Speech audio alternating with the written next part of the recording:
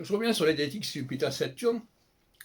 Il se trouve qu'aujourd'hui, j'ai pris connaissance à la Bibliothèque nationale de la réédition du volume Jupiter-Saturne dirigé par André Barbeau dans les années 50 et qui est ressorti en 80, en édition traditionnelle. Et je note curieusement que Barbeau divise les planètes en deux groupes, les valeurs uraniennes et les valeurs neptuniennes. Et dans chaque groupe, il y a 3 planètes, je crois. Et curieusement, il met Saturne avec les valeurs uraniennes et Jupiter avec les valeurs neptuniennes.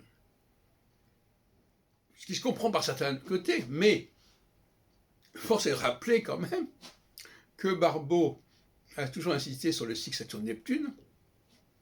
Donc, Saturne qui appartient à une autre tonalité que Neptune dans son discours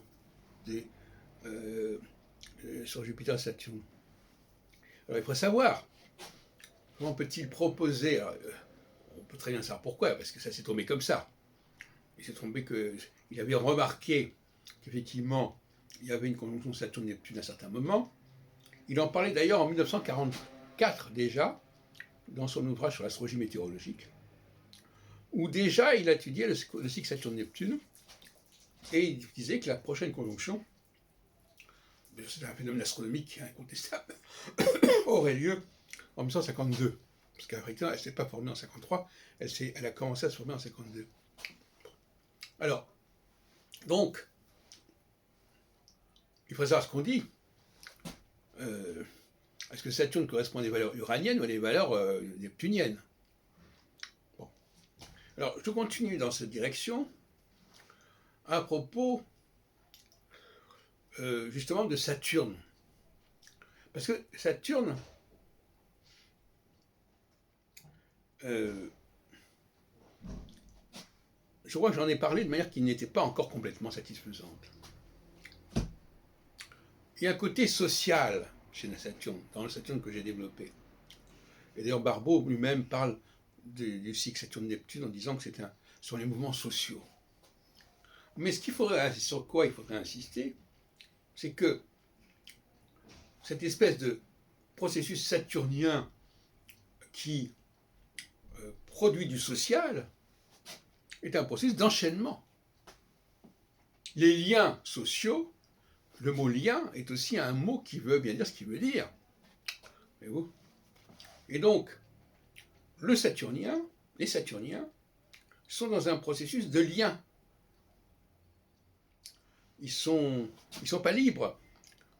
C'est pour ça que l'autre jour je disais, la liberté c'est du côté de Jupiter. Donc, Jupiter, lui, il n'est pas spécialement social, Jupiter. Il est même antisocial, puisqu'il est en rupture quelque part avec le groupe en question, pour le faire travailler, pour le transformer, etc.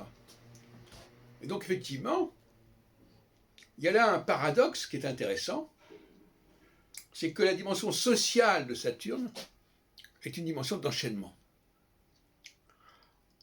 Et il ne faut pas se voiler la face, effectivement, cet enchaînement social est une prison quelque part. Donc c'est pour expliquer que finalement, mes propos sur Saturne et Jupiter ne sont pas si en décalage avec ce qu'on dit de Saturne et de Jupiter. Si on n'oublie pas que la dimension sociale que je mets en évidence, la dimension du groupe, de l'entité sociale, est quelque chose de très contraignant. Contraignant parce qu'il faut respecter les mêmes codes pour se faire comprendre, etc. Et que, paradoxalement, Jupiter, lui, eh bien, il n'est pas si social que cela. Sa capacité, justement, à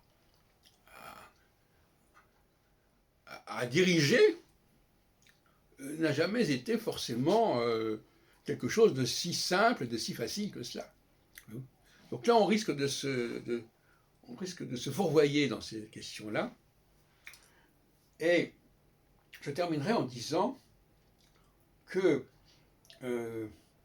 la solstitialité, par opposition à l'équinoxialité, puisque les deux phases alternent, la solstitialité, c'est la notion d'arrêt. C'est-à-dire qu'on ne peut pas élargir indéfiniment l'espace social. On peut aller de la nation à la fédération, mais enfin on ne peut pas s'occuper du monde entier.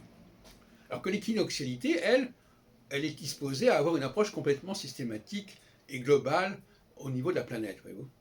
Donc finalement, le solstice, le mot stis en latin, c'est armistice, c'est-à-dire l'arrêt. Il y a un garde-fou.